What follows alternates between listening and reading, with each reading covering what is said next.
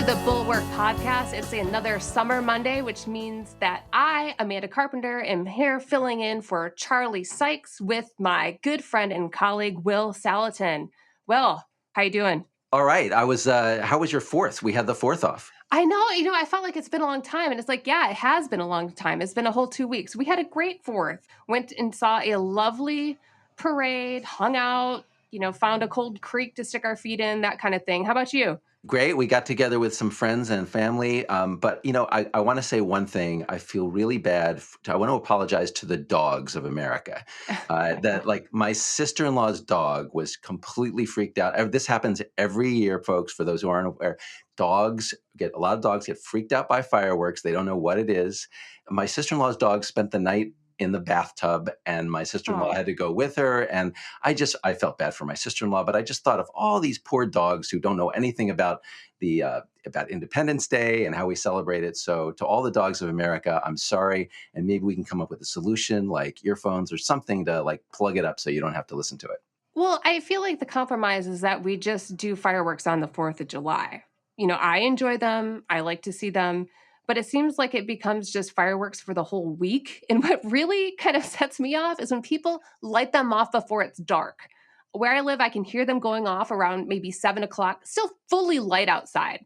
And it's just like, what are you doing? Wait until 10 p.m. because maybe they're too cheap. I don't know. That's like another whole thing, the fireworks. I worked at a fireworks stand in college, actually. It was a lot of fun. It was in Indiana, one of the easiest jobs. But a lot of the fireworks were damaged. And so we could take all the damaged ones home. So just these giant, I don't know, what birthday cake, Roman candle type things. But you never knew what was going to happen when you lit them off.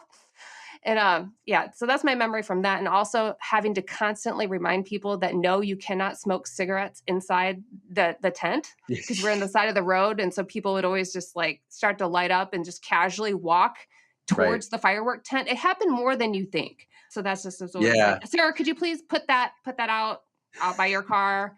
Can't come in the tent. I know we're outdoors, but kind of a fire hazard. I grew up in Texas. And so in Texas, for everybody who isn't aware, fireworks are the second most favorite explosive noise. What is the first? The first is gunfire. Oh. Sorry, I'm being a little unfair to my home state. But fireworks is a big thing in Texas too. So I'm much the same experience. Yeah, well, one more family story. It was great 4th of July. You guys knew we had a great vacation, swimming with the dolphins and all that stuff. But I had kind of been dreading coming back and getting to normal because one of my kids had a big dental appointment to start getting outfitted for braces. But before that, I don't know if you've ever had to deal with this, but there's a palatal expander. Have you heard of this thing? Yes. Okay. I had not heard of this. So you get a device in the roof of your mouth. Okay, no problem. It's kind of like a retainer. But what I didn't know is that you have to put a key in it and manually crank it every night to physically make the roof of the mouth bigger. Right. What? Right. What? I, as the parent, have to do this? And I am kind of freaking out because this seems medieval. And I have to pretend it's no big deal. It's just time to crank your mouth open, lay down, dear child. Well, I am silently freaking out every single time I have to do it. Well, see, for Jews, we have circumcision, and after that, it's all downhill. I mean, everything you do to your kid after that just feels like not that big a deal. Oh, okay. Well, I'm just going to grin and bear it. You probably didn't remember that one. I have to have the living memory of cranking my kid's mouth open with a screw every night for the rest of my life. It's our little tribute to the 13th century. Yep. Okay. Well, back in the real world, which I don't know, I think the politics is less painful than having to crank your child's mouth open, but maybe not for Joe Biden this week. Yep, plenty of fireworks for him. See what we did there? Is this hate on Joe Biden week? It's been coming, but every day it seems like there's a story about how unhappy the Democratic activists are, how bad his polling is, how old he is, when is he going to get out of the way? It seems like a lot. Yeah, this just reminds me a lot of when Obama was president. Everything was Obama's fault. The weather was Obama's fault. There's a lot of things happening that are not Joe Biden's fault, but people just by default expect the president to do something about them. I think he's getting kind of a bum rap, so I'm here to defend him. Here's one thing that I just noticed that is so different between how the Democratic sort of network handles Biden versus how the Republicans handled Trump, which of course is different. But the backstop with Trump was always at least he beat Hillary Clinton. Like Sarah Palin would have this like cutesy thing, anybody but Clinton, no matter what Donald Trump could do, at the end of the day, they'd still be thankful and happy for him because he beat Hillary Clinton. You get none of that sentiment from the Democrats these days. Have I missed it? Does anybody express that? Like, yeah, it's rough right now, but thank God he beat Trump and he's the force, holding them back for now. Well, first of all, ingratitude is a fundamental trait of voters, right? Like you solved the problem we had in the last election. Nobody gives you credit for that. Now, what are you doing for us now? So the fact that he got rid of Trump is gone. Amanda, I was at Slate. I was in sort of progressive political area. I come to the Bulwark, and looking back at progressives, the conclusion that I've tentatively come to is that it is in the nature of progressives to be dissatisfied. Right, conservatives a little bit less so. They're unhappy with things, but conservatives are kind of trying to keep things the way they are. Progressives are constantly at the leading edge. Why aren't you doing more about this, that? And so, I think it is just going to be in the nature of the Democratic coalition that they're always going to be unhappy with the president that he isn't doing more. Well, what do you think about the executive order that he announced on abortion on Friday? I was, curious about that. So let's sort of set up the state of play here. It's been, what, 2 weeks after the Roe decision was announced Hmm. before he came forward with this press conference and announced a series of actions. We'll get into that. But were you pleased that he did this? Do you think it's interesting, important?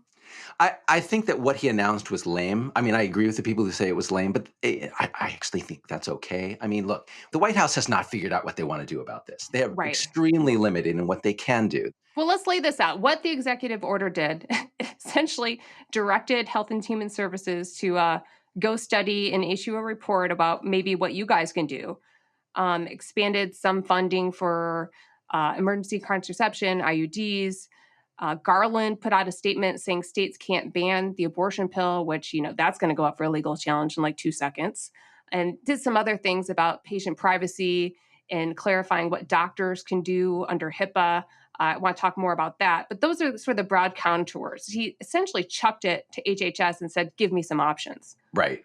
Most of the executive order is exactly what you described, Amanda. It's basically we don't know what we want to do yet. We don't know what we can do. So Javier Becerra, you go figure this out and come back to me with a plan. Like normally, right? You would say, hey, look, we can't do an executive order yet because we don't know what we can do. Instead, they put out this executive order that says we'll figure something out in the next month. But why did it take 2 weeks to even do that? We knew this decision was coming. It was leaked. You had weeks and weeks of a heads up. I mean, I'm not, I'm setting aside my personal feelings about the issue and just talking about the raw politics of this and how to respond to sort Right. of a political crisis.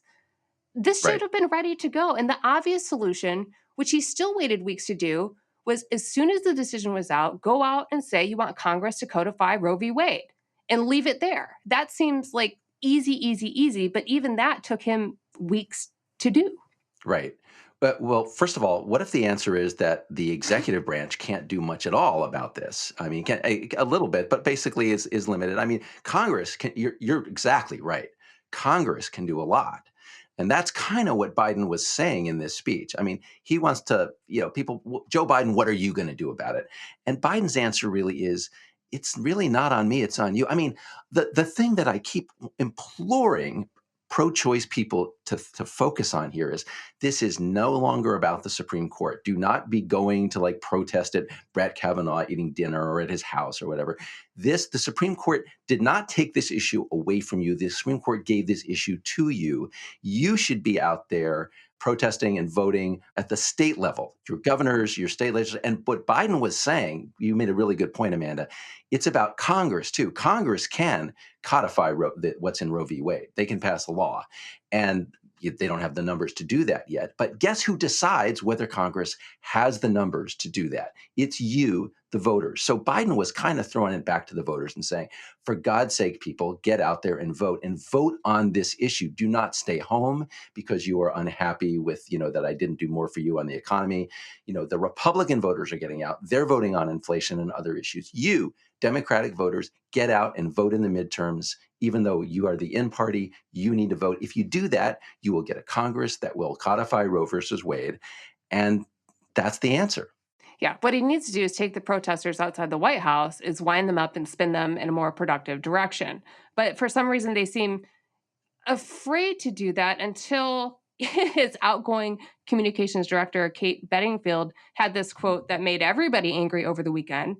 Here's what she said: "The president has been showing his deep outrage as an American and executing his bold plan, question mark, which is a product of months of hard work ever since the decision was handed down." Okay, questionable there. Um, but then she went on to say that his goal in responding to Dobbs is not to satisfy some activists who have been consistently out of step with the mainstream of the Democratic Party, but to deliver help to women in danger and assemble a broad-based coalition to defend women's right to choose now, etc. Ah, it doesn't seem like things are going well. Well, in his defense, a lot of the activists are out of step. I mean, a lot of pro-choice activists want to codify what they wish Roe versus Wade still was, and that is almost no restrictions allowed on abortion until the third trimester. No, well, hold on. One of the wacky ideas, which I wish, when you say people are out of step, I wish you would explain and say what the thing was, because the thing that I thought was just wacky that came out as a proposed solution is that there were Democrats talking about opening abortion clinics on federal lands. Oh, Like yeah. that was okay. I think it was a serious proposal. Is that a serious proposal, Will? It is on their part, in terms of their subjectively, it is a serious proposal. Oh my I mean, gosh. the federal state judicial issues that this raises are enormous, and I'm pretty sure the feds would lose this. Well, hold on. Can you imagine how this would get spun in 2 seconds? Abortion clinics operated by the federal government. Right, which is On prohibited federal by lands. the Hyde Amendment does not allow the federal Yeah, government I to mean, do just so. throwing out the logistics of it. Just imagine how that sounds to people who are sympathetic to the pro-life cause. Right. It sounds frightening. Right. And people, by the way, I have looked at polling on this in almost every state in the country. If you vote and you are pro-choice, if pro-choice people come out and vote, you will get the policies you want, but you have to vote. That's kind of the message there. Can I say one thing about this sort of the Kate Bedingfield business about where Of course. the activists being out of step? Okay. You can't, if you are the government, which is what Kate Bedingfield and Joe Biden are, right? You can't just be bitching about the activists being out of state. You have to model, Biden said in his speech something about we're the mainstream and they're the extreme. The Republicans are the extreme. So you have to model what mainstream politics are, including on this issue. Mm. Let me tell you what Republicans would do in this situation. Republicans have no problem saying, we're going to take the 1% of this issue, whatever it is, that is most painful for the other party, that is hardest for them to defend, and we're just going to focus ruthlessly on that. We're not going to try to win everything the way progressives generally do, right? So the Democratic equivalent in this situation would be to say rape and incest, right? And here's Joe Biden in this speech talking about the 10-year-old rape survivor in Ohio who has to travel out of state. Which is a story that has some questions now. Okay, but the issue of rape survivors generally, that is a 75%, 80% issue in America. People are overwhelmingly on the side that abortions should be allowed in cases of rape or incest. It is insane to me that if you want to pass a law in Congress right now and you want to put Republicans on record right before a midterm election, which is what you would do if you were smart politically like the Republicans are, you would say we're going to propose a federal law that says no matter what state you live in, if you are a survivor of rape, you will be allowed to get an abortion. And that, Amanda, goes against a bunch of these trigger laws, a bunch of state laws that are already going into place. It goes against Kristi Noem in South Dakota. I can't think of how many other Republican governors have a position that does not allow an exception for rape or incest. Now, the progressive activists will get pissed off because this only covers 1% or whatever of cases. This is not most women. But that's not the way Republicans think. How can we hurt you? And if you're going into a midterm election, I think this is a topic that Democrats should be hammering and they should be making it a focal issue. I'm not 100% sure about that. Number one, if the president of the United States does want to talk about one of these traumatic stories, it needs to be vetted. There's been people trying to follow up on this story. It's hard to nail down, which I don't know why you would use that story where you don't have an actual person who is willing are able, I mean, she's 10 if it happened the way everyone says it did, to go talk about it. There are women who are grown up now who can talk about that experience and explain, why it was so traumatic and, whatever they need to say. But I'm not sure it's as persuasive as you think it is, because I've heard so many stories in the pro-life community about a woman who was raped and then did go through with having the baby. And, she's celebrated in her churches and her other places where she's a part of a community for going through with that ordeal. I mean, these women are held up as heroes. And so I'm just not 100% sold on that idea. But if you're gonna tell those stories, find women who can do it with their own words and their own truth. Okay, but Amanda, in those stories that you're describing where the woman went through with the pregnancy, who made that decision to go through with the pregnancy? Was it the government or was it the woman? I mean, I can't speak for every woman that's been in that scenario, especially if it's, girls that were 14 or 15. Hmm. This isn't a blanket scenario, and I'm not saying it's easy. I'm just saying, because there's been people looking for ways to poke holes in these stories. We have problems with women not being believed in the first place. If the president of the United States is going to tell a story like this, there should be women who are able to back it up in their own words. I think it'd be much more persuasive. But aside from that whole issue, if you want to get, a pro-lifer, which I consider myself to be like me, and something that is persuasive, you talk about, okay, let's say we're going to go through with enforcing these laws. How big and invasive and intrusive of a government will you need to get there? Because while I want to celebrate the culture of life and make sure that women, can have babies and we do all we can to support that, I also know that these vigilante laws coming out of places like Texas, people talking about stopping women from the ability to travel over state lines, giving people to question women who may have had a miscarriage and put her up for possible prosecution, her doctors who helped her. That is a world I don't want to live in. That gets really scary. And I was happy to see part of what was buried in Biden's executive order is that he wanted to talk about the role of doctors. I've talked to a couple doctors who are concerned about this issue because they need the ability to help women who are in desperate situations. And all of a sudden, you have someone hovering over the back. If a woman has a miscarriage, she goes in there and she needs treatment in order to save her life. There are people who will look at that situation and wonder if it was an abortion. And all of a sudden, this doctor has to justify what he did, document it, be subject to lawyers. That is insane to force people to go through in such a traumatic circumstance. We are lucky that we have doctors who are able to assist women. But once you start putting those barriers into place and all of a sudden they have to second guess themselves in order to save their practice, I think that is something that is much more persuasive and when we are forced to think about the consequences of these kind of laws. So I agree with you there. I mean, I personally start from the philosophical question of whether the woman or the government should be making the decision. And I would just point out on that point, in the cases that you were describing of these rape survivors choosing to go through with the pregnancy, to me, the operative word in that sentence is choose, right? It is absolutely heroic to be the victim of this violent attack, the next worst thing to being murdered. Sometimes people would argue worse, and to decide you're going to go through with the pregnancy. That is an act of self-sacrifice I can hardly contemplate. But that is a choice that woman makes. It's a completely different thing for the government to tell her, we're going to make you go through with that pregnancy, a pregnancy where you were violently attacked and you now have to bear your rapist child. That is absolutely an 80% or more issue. God bless you, Amanda, but if that is the way the abortion issue is framed in this country, pro-lifers will absolutely lose on it. Yeah, well, I absolutely hear what you're saying. I'm just saying from the pro-life community perspective, when you talk about whether it's a woman's decision or the government's decision, you are leaving out the baby in that scenario. Mhm. And there are many people who believe that in that terrible circumstance, a life shouldn't be taken because of another person's terrible action. I'm not saying I want to force people to go through with this. I'm just saying that is the belief. You can't budge people from that. It's not talked about because they know what kind of backlash they're going to get.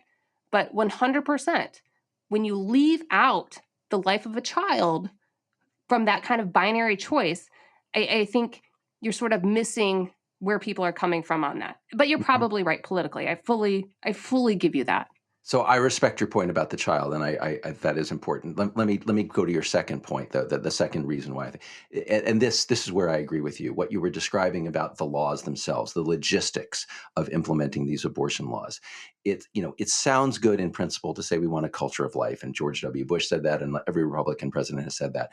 The actually implementing that in laws, the restrictions that you have to put on, the way you enforce them, it gets ugly very quickly. It is intrusive, as you said.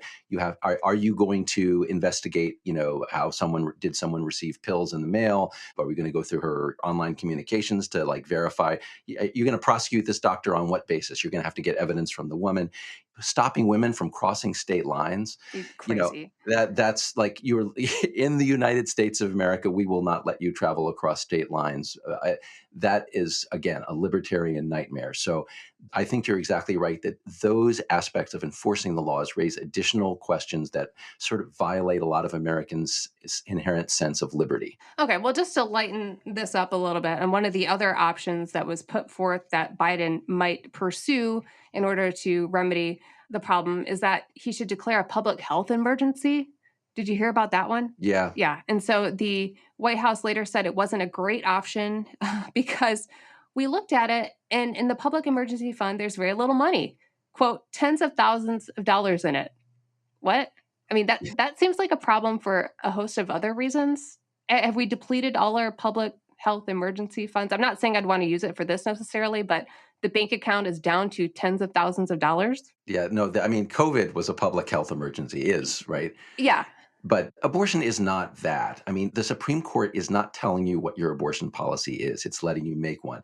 There is absolutely every state in the country and the Congress of the United States can fund these services, can pass laws, can overturn the Hyde Amendment, right? Can All these things can be legislatively achieved. So the executive, I don't want us to go back into this bad alley we've gotten ourselves into where the president is going to do executive orders and the executive branch is going to do things that really are up to legislatures, including the national legislature. You've heard me talk about this before, but I always feel that using the internet without ExpressVPN is like leaving your keys in your car while you run into the gas station for a snack. Most of the time, you're probably going to be okay, but what if you come back to see somebody else driving off with your car? Every time you connect to an unencrypted network, cafes, hotels, airports, we've all done this, right? Any hacker on the same network can gain access to your personal data, your passwords, your financial details, everything. It doesn't take much technical knowledge to hack you. Just some cheap hardware is needed, and a smart 12-year-old could do it. You don't need me to tell you your data is valuable. Hackers can make up to $1,000 a person selling personal information on the dark web. So why use ExpressVPN? Well, it's an encrypted tunnel. Think of it that way. It creates a secure encrypted tunnel between your device and the internet. Hackers cannot steal your sensitive data, and it's super secure. It'd take a hacker with a supercomputer more than 1 billion years to get past ExpressVPN's encryption. And it's very easy to use. You just fire up the app and click one button to get protected. And it works on all of your devices, your phones, your laptops, your tablets, and more, so you can stay secure when you're on the go, which, of course, I always do. Look, what I like most about ExpressVPN is the fact that I don't need to worry about who's looking over my shoulder. Like a lot of you, I spend a lot of time on the internet. I share a lot of information on the internet. I go a lot of places on the internet. And so it's important to me to know that I'm not broadcasting that to people with malicious intent. So you can secure your online data today by visiting expressvpn.com/bulwark. That's expressvpn.com/bulwark. And you can get an extra 3 months free. expressvpn.com/bulwark.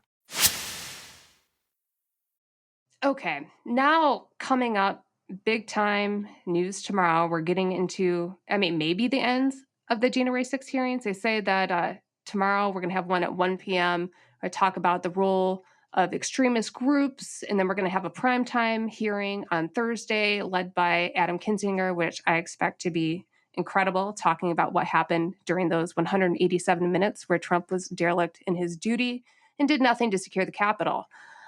But setting the stage this week, everyone is looking at Steve Bannon.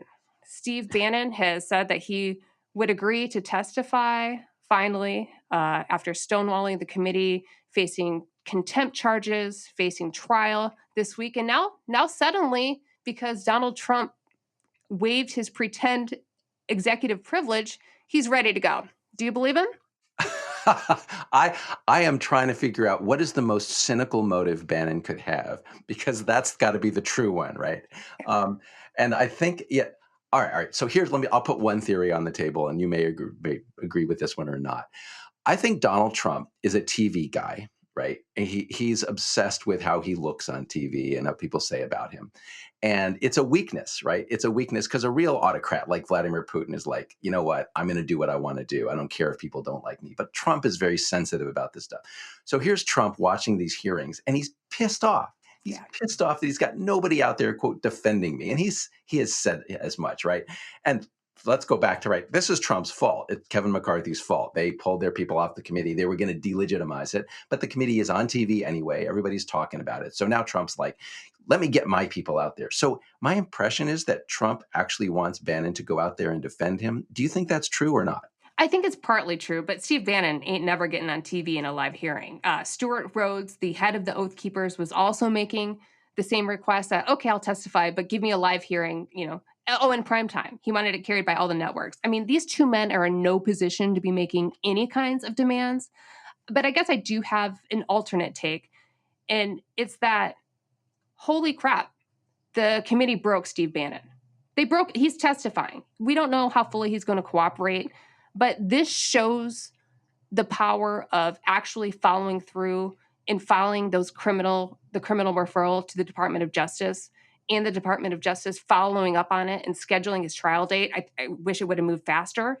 Maybe we would have gotten some degree of cooperation earlier, but they broke Bannon, right? He didn't want to speak to them, and we'll see what he does. But he's this cute little play about now I'll talk.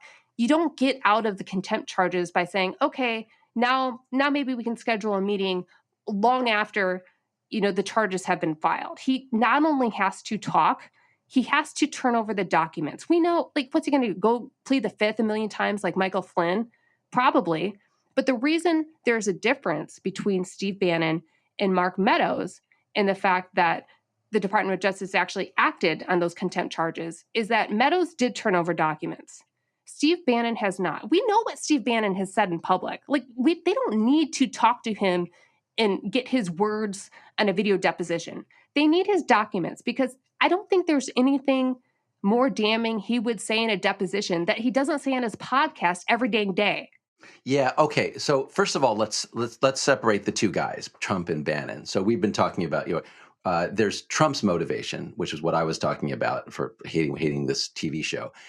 Bannon's motivation, I think you are right, and about that it's I don't know if it's the committee that broke him. I think it's the legal process, but I think you're right that it's the only reason he was going to trial was for being in contempt of Congress, right? And he faces 2 years. It's pretty hard to be prosecuted for that, because if you just cooperate some, it generally goes away. But he did nothing. He stonewalled them for months and months and months.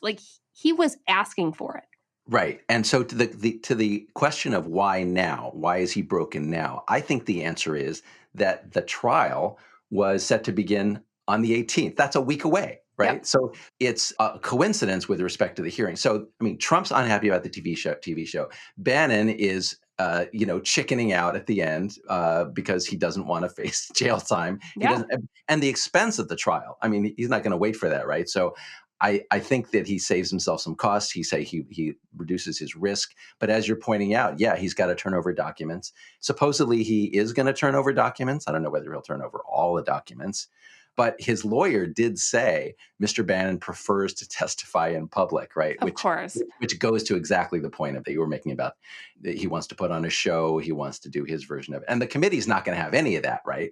No, the people that have been able to testify in public, they still had video depositions for hours and hours and hours beforehand. Cassidy Hutchinson, it was like her fourth time. She had gone to the committee and, sat behind those little Zoom things and talked for hours beforehand. And that's how they, got the clips and teed it up for her. There's no way that they're just going to give a free mic to Bannon without, they're not going to do it. They shouldn't do it, number one. Mm-hmm. But first, he has to go give up the goods, which we'll see. And as to what he can testify about, you're right. His communications are more useful. His testimony, maybe not so much, but they will want to ask him questions about, he was at the Willard Hotel the night before, the planning before January. But he was also, apparently, he talked to Trump like a week before January 6th and said, let's make January 6th the date. But Amanda, and this goes to where something we should talk about here, the ball got rolling on January 6th well before this conversation with Steve Bannon. So I'm not sure how much Bannon can reflect on it. It goes back to December 18th and December 19th. And that's where I think this hearing is going to go. Oh, sure. Yeah. But just to put a cap on this, because I will say Bannon showed again how these MAGA folks always string along and confuse the media and create a spectacle. People were running about all weekend about, executive privilege, and Donald Trump wrote a letter, but stop it. That was a stupid sideshow. He never had executive privilege. Trump couldn't give it because Joe Biden has it now. And Steve Bannon was not a White House employee at the time of this. Like, can we just stop doing this?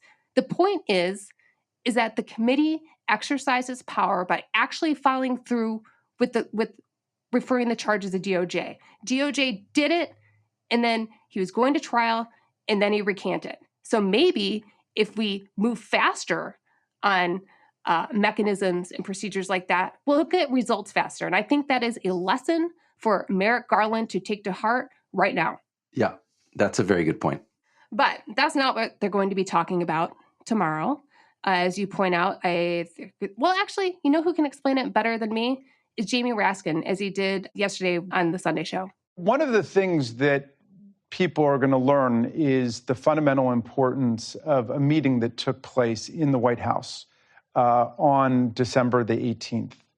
And on that day, the group of lawyers, of outside lawyers who've been denominated Team Crazy by people in and around the White House, came in to try to urge several new courses of action, including the seizure of voting machines around the country. And let's hear the second part of that clip. Donald Trump was, of course, the central figure who set everything into motion. He was the person, Rob, who identified January 6th as the date for the big protest. And he announced that in his tweet in the middle of the night on December 19th after a crazy meeting, one that has been described as the craziest meeting in the entire Trump presidency, ended December 18th. And Mark Meadows escorted Rudy Giuliani out the door. It sort of ended at that point. And then just an hour or two later, Donald Trump sent out the tweet that would be heard around the world. The first time in American history when a president of the United States called a protest against his own government, in fact, to try to stop the counting of electoral college votes in a presidential election he had lost. Absolutely unprecedented. Nothing like that had ever happened before. So people are going to hear the story of that tweet and then the explosive effect it had in Trump world, and specifically among the domestic violent extremist groups, the most dangerous political extremists in the country at that point. Okay, so this is a crucial shift in the narrative of what happened leading up to January 6th. You might recall that during the second Trump impeachment, there was a lot of talk about Trump's speech at the Ellipse, the January 6th speech, and that provoked the crowd to go. And there was a whole dispute about whether Trump said, they should do it peacefully and all that stuff. What's happened over the course of the investigation is that the committee has found much more evidence of the planning leading up to this. And so the moment that is now understood to have provoked, to have led to a lot of the violence is not the speech on January 6th. By then, it was all in motion. It is this meeting at the White House on December 18th, Trump with Team Crazy, with Giuliani and Powell and Mike Flynn, and then Trump sending out this tweet a couple hours later on the wee hours of the morning on December 19th. And then all of the extremist groups picking up on that and saying, we're coming to the Capitol on January 6th, which led to the violence. Yeah, it's not. And I really liked how he put this. I mean, they're going to tell the story of what happened when Team Crazy fully took over. that point, December 18th, Bill Barr was on his way out the door. Jared Kushner was doing whatever he's doing in Saudi Arabia, working on Middle East peace or whatever. This is the moment the crazies officially took over. The White House meeting, December 18th, where Trump is talking about putting Sidney Powell in charge of some special investigation to seize voting machines and do Lord knows what. We've sort of had all the stories from the officials so far, Cassidy Hutchinson, Mark Short, people who probably thought they were team normal. Now we're going into team crazy. Right. And I remember from the Trump impeachment trial, Trump's lawyers talking about, look, you can't prove that the president's words incited this violence or that that's what he intended, et cetera, et cetera. It was all that this January 6th speech, you couldn't prove the links. What they can do with the December 18th, December 19th sequence is they can prove the links. That is, they have communications among the extremist groups, starting with that tweet, explicitly responding to it.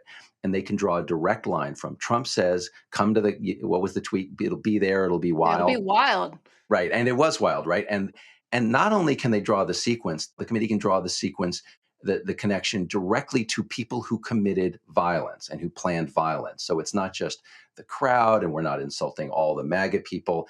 It's that these people saw the tweet, said we're coming to Washington, came to Washington, attacked the Capitol, committed the violence. That's a very clean analysis of what happened on January 6th. I will be very curious to see how Pat Cipollone's testimony will be incorporated into these next two hearings, because remember, they weren't sure that they were going to get him to testify, which, by the way, we haven't had a chance to talk about this. How ridiculous is it that he thought he could evade going to Congress and talking about what happened for so long?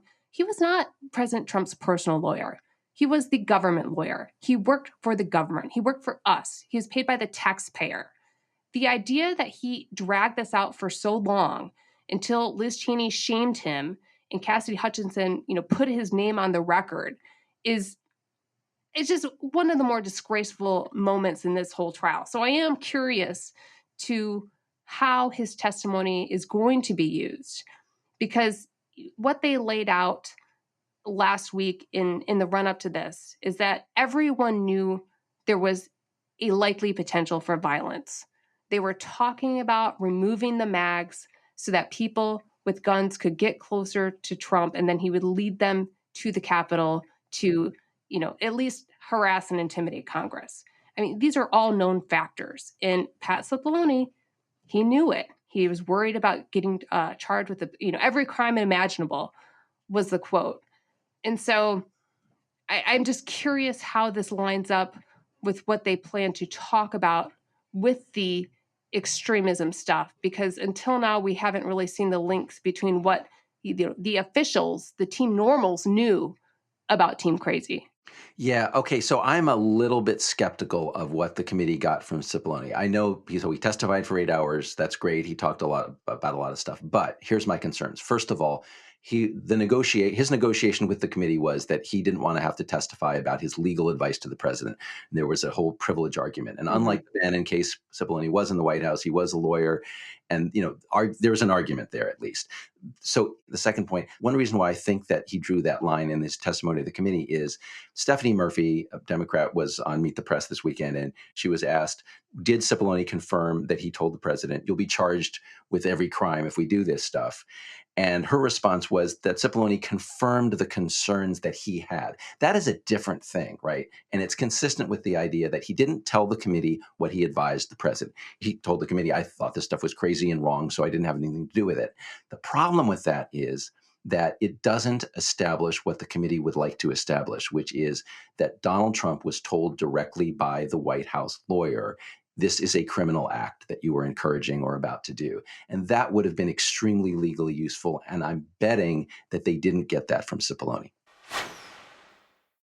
Okay. Well, we will see how that works out in the category of, will this matter? Will it make an impact? I hope so. Not only because I've kind of been banging this drum about the militias and the Proud Boys and all these people getting a foothold in Republican politics and making themselves comfortable at so many political events as a part of the new conservative base. There was some evidence of that I even found pretty shocking Last night, the Sarasota Herald Tribune, I don't know if you saw this, posted this op-ed from this nice, they got the picture of this woman. She's a mom. She's got her hair blown out, makeup done, lips are glossy. The whole op-ed is about how Proud Boys are really just nice, normal, concerned fathers who like to attend school board meetings. Oh Hold on. my And God. I'm not exaggerating. Here's the quote. Here's the quote. And there was like some whole side story about how she's mad at some other school board member. I don't even get into that because the takeaways were essentially, but actually the Proud Boys are good. And here's what she wrote. When I think about the Proud Boys, I think of fathers, business owners, and veterans. These fathers have spoken at many school board meetings. And I bet they did. They are concerned about the direction that their local schools are heading in, and I commend them for coming to school board meetings. Now, can I tell you what happens if I go to a school meeting and the Proud Boys are sitting in the back of the room? My kid's out of that school. Bye.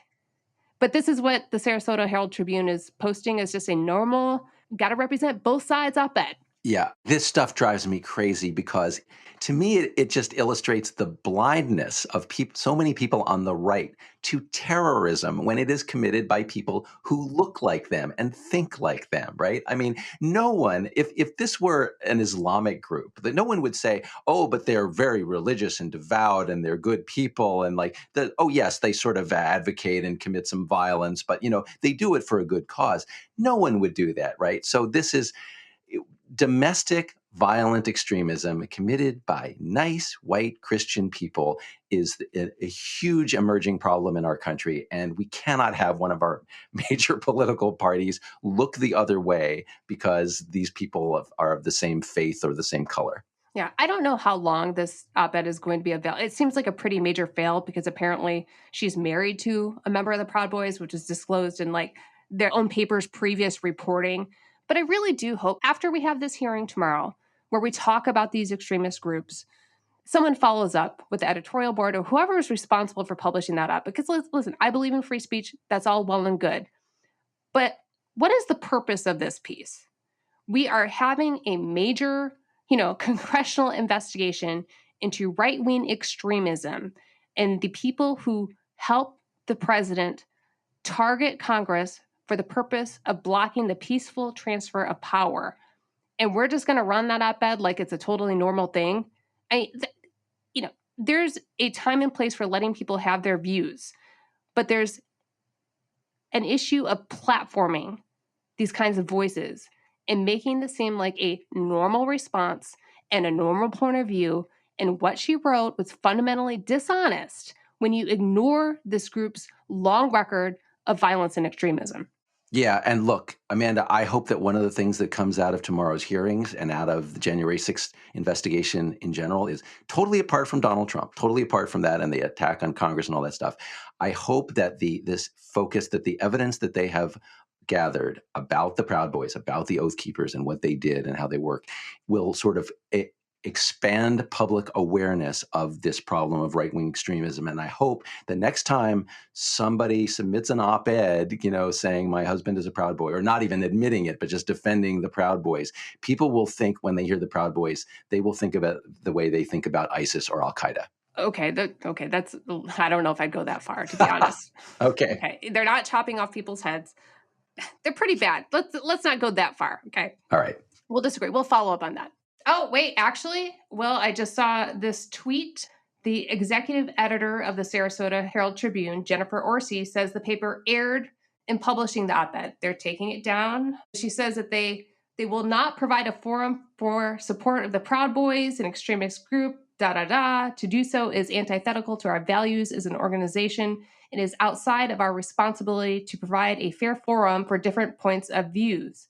Our editorial process failed to keep this column from being published as it appeared, which did not meet our standards, yada, yada. So it's gone. Yeah, well, that's great. That's great. And I think it goes a long way towards establishing that this kind of extremism is not going to be acceptable. Man, I still don't, I don't know how that one got through though. Good they took it down, and good for them for the detailed statement, but I still don't know how that one got there. Okay, all right, well, let's leave Florida alone for a little bit and go to Alaska. Trump is busy doing what he always was doing. What do you think he was doing in Alaska? Was he by any chance with Sarah Palin? He was. You couldn't escape those clips, huh? No, I was going to play some sound from that speech, but then I realized I can't take the sound of their voices right now, and I'm not going to do that to Bulwark listeners. But what's interesting, of course, he was there as a part of his continued vengeance tour to try to unseat Lisa Murkowski because she's one of the baddies that voted for impeachment.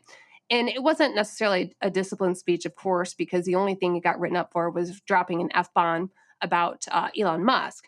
But the reason he was there was to try to unseat Lisa Murkowski. And I know this is of interest to our listeners because he went on a tirade against ranked choice voting, which is probably the only reason Lisa Murkowski has a chance of surviving her reelection. Yeah, but that's consistent with Donald Trump's general approach to everything, which is to make it harder for voters to get what they want, right? Not just you can't mail in a ballot, but he doesn't want people to be able to vote early in person where there's no security risk. It's just easy to vote that way. And making it impossible for people to say what their second choice is, that's classic Trump. Yeah, I just thought it was really interesting that he almost tried to make a policy argument. And he seems to see the writing on the wall about how Murkowski might be able to pull this off, but we shall see.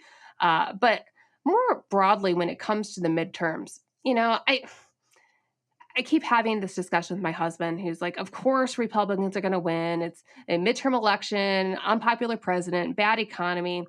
I don't know.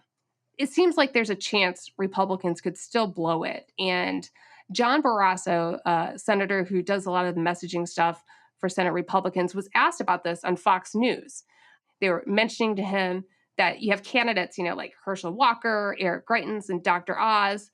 Are you really going to pick up the Senate with these kind of candidates? And his backstop answer was, well, the number one issue is inflation. And it just seems to me that the Republicans are almost so greedy. They assume inflation is going to do all the work for them. And I just don't know about that.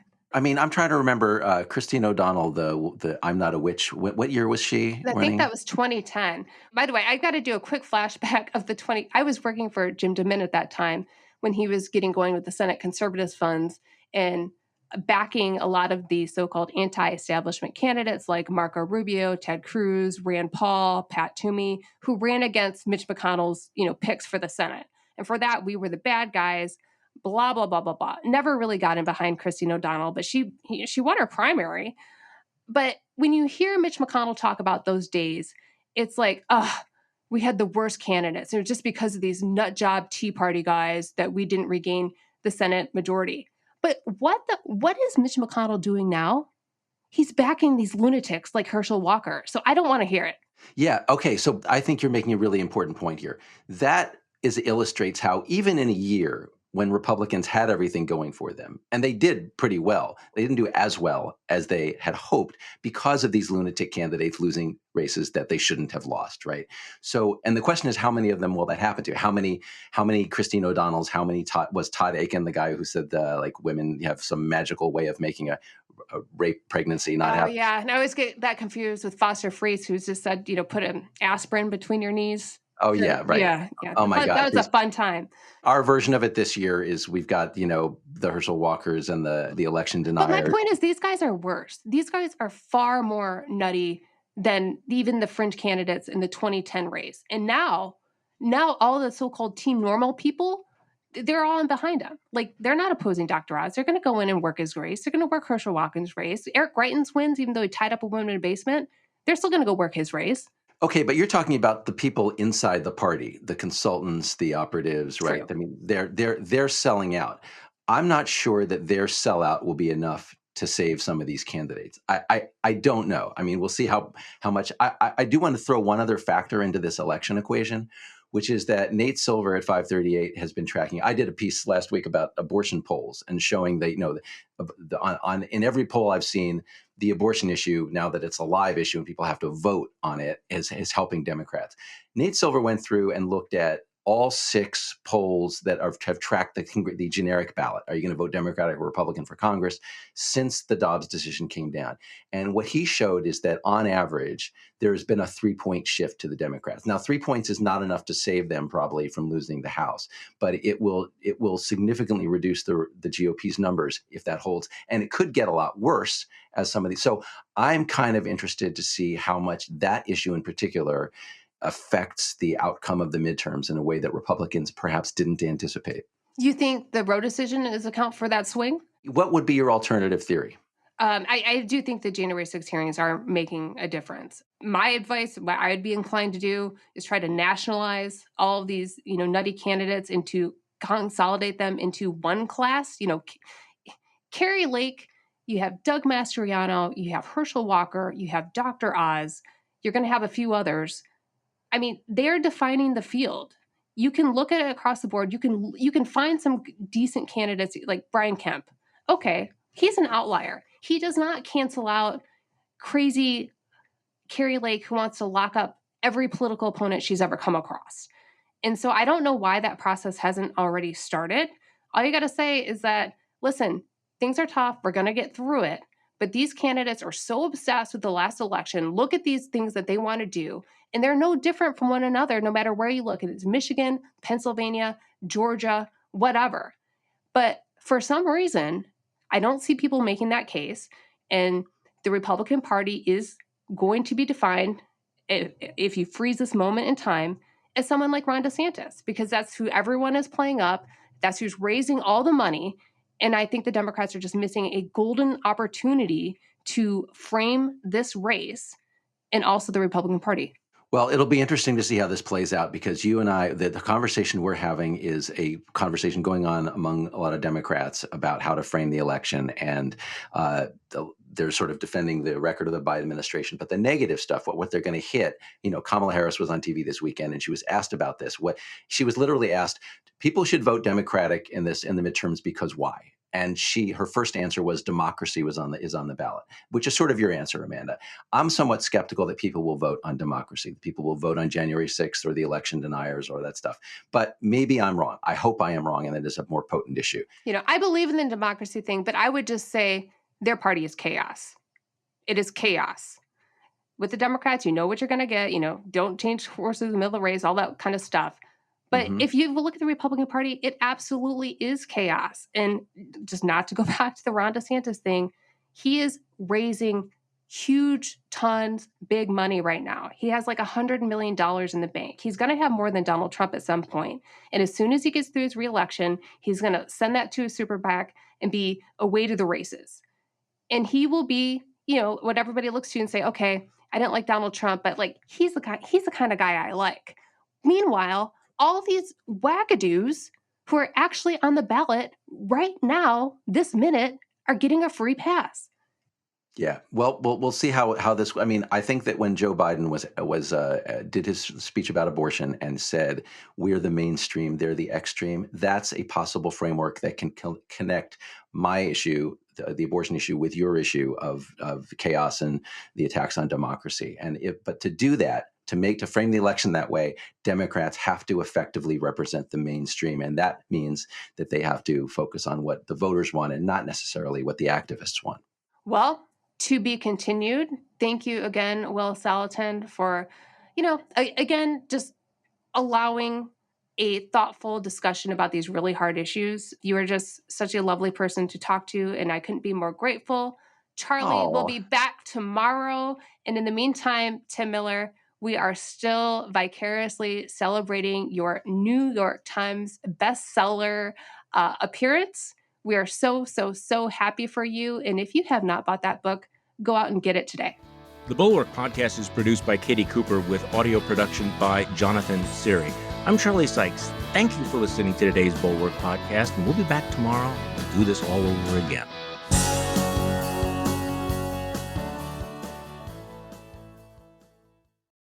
Hey guys, I'm Tom Welling. I used to play Clark Kent on Smallville. I'm Michael Rosenbaum. I used to play Lex Luthor on Smallville.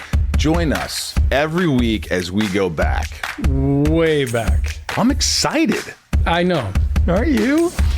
Can't wait. Join Tom Welling and Michael Rosenbaum every week as they rewind every episode of Smallville and discuss their experiences with friends, fans, and co-stars.